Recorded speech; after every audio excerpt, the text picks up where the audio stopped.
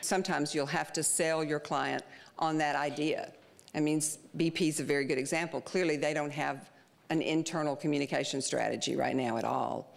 So you have to sell them that this is important. This is something, because if employees feel like that they have some control over the message, then they feel better about the crisis that they're going through. To the degree possible, everyone should be on the same page, but what does being on the same page mean?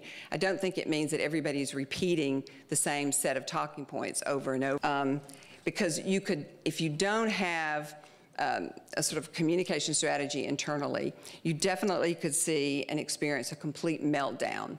And then that's something that the reporters will pick up on and will see and will discover. He said, I just saw a really interesting presentation by a couple of our scientists. They learned that these two children in California who were sick with the flu was caused by a virus he'd never seen before. It was a novel flu virus. And my recommendation, but not publishing this is really great. And, you know, if we frame this properly, we tell people what we know. And at that point, what we knew is we had two children who were sick. We had a few more samples coming to see. About a company that did a product launch in which they reached out to bloggers for the first time. And I thought it was really interesting. And you could read about it in the January 4th issue, 2010, of PR News. But better yet, you can meet the two guys who actually are the architects of the campaign here. So it's a great story. And to present it, we have Ed Markey, who's VP of North American Tire Public Relations at Goodyear. And we have Joffrey Phelps, who's VP at Coin PR. So guys, take it away. Yeah, before we start, I live in Cleveland and I work in Akron, so I get a lot of LeBron James questions too. So I think, you know, it's an easy call. If he really wants to win and if he really wants to be a global icon, he'll accept the offer from the Harlem Globetrotters. I mean, they haven't lost since '71. You know, they play in China, so that's where I think he's going anyway. Okay, let's see if we can get the clicker to work. Where do I have to point it? Oh, there we go. Got it. Sorry about that. Right there. Well, you met the two of us already. We're actually, during our presentation, going to kind of go back and forth, so I hope you all don't mind if we do that from sitting down here. We're going to go over a little bit of background about Goodyear, about the company of itself, and the situation, about this product, a little bit of background, because before Goodyear hadn't done anything with social media. We're going to go over the overall objectives for the campaign, our tactical execution, how we delivered it, go through the evaluation, and then hopefully we'll have put some of the key takeaways in there and you'll be able to take some of those out, but we've outlined them at the end as well, and we'll go over those at the end. We'll also have some time at questions as well. So knowing that we're a little behind, we'll kind of motor through this. So let us know if there's anything you need up. Going the wrong way again. Look at that. Okay.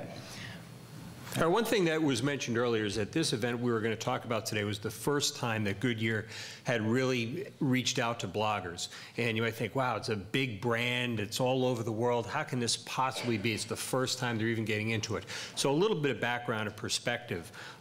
For most of Goodyear's 112-year history, we were really thought of as an automotive supplier, really sort of an industrial, slow-moving, manufacturing-driven type of company.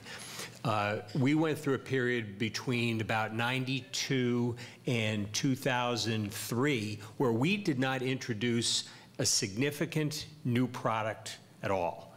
Nothing that you could really say, wow, they're really breaking through, they're listening to consumers. That had to change. So we had to change really who we were as a company. And the way we describe it is, we tried to become more like a traditional consumer products company than an automotive supplier. So that meant listening to consumers, working from the market back. In the past 6 years, we've now introduced 80 new products, and they are filled with technology. They're relevant innovations that mean something to the consumers. So we have really gone through a tremendous evolution and transformation as we work from the market back. So as we introduce these new products, then we have to figure out where we're going to play. It used to be that Goodyear had a tire for everybody, whether you drove a sports car, a family van, a farm vehicle, a pickup truck, we had something for you. But the way that the competition was starting to get into the tire industry, we're getting a lot of competition from low-cost overseas countries. There's not as big a barrier to competition anymore. So we couldn't continue on the path of being all things to all people. We had to kind of choose where we wanted to play. And by introducing new products, we selected the market segments where we wanted to compete. The first, obviously, was broad market, which is what most replacement tires for cars that most of us drive. We have high-performance products for sports cars and other high-end vehicles, light truck and SUV tires as well. But we chose to compete, at least in the first wave, in the premium segment, because that's where we believed we could distinguish ourselves by delivering real value. I mean, for us, a tire is not a tire. It's not a commodity, and we tried to prove that the products that we were coming out with in this new evolution of Goodyear provided real value that consumers would pay for. As we mentioned, the high-performance market was really occupied by our Eagle tires. Goodyear Eagles have been on everything from NASCAR tires to what you would buy for a Corvette or another kind of high-end kind of sports car. One thing that after we made significant gains and really started listening to the market to provide high-value products in the premium, the upper tier, there became a gap in the middle of the tire segment, which we call the mid-tier, funnily enough. And it was an opportunity for us to reintroduce a high-performance sub-brand, which is Eagle, into a more affordable brand that was really being contested heavily by overseas imports. The challenge we had to face was, do we lessen the value and the impact and the premium nature of the Eagle brand that we've worked so hard to develop? Do we risk devaluing that at the expense of losing business and just ceding that mid-tier opportunity to other competitors? We decided that we wanted to play in that area, and we wanted to try to introduce an Eagle-branded product to that particular demographic and that particular consumer to help get them as part of a Goodyear family, to become a Goodyear consumer. So, Geoff, if you want to pick up from there. Looking at that mid-tier, we looked at who that target demographic was specifically for this tire. We're talking about, let's see if this will work, there we go. Predominantly males, 16 to 40 years old.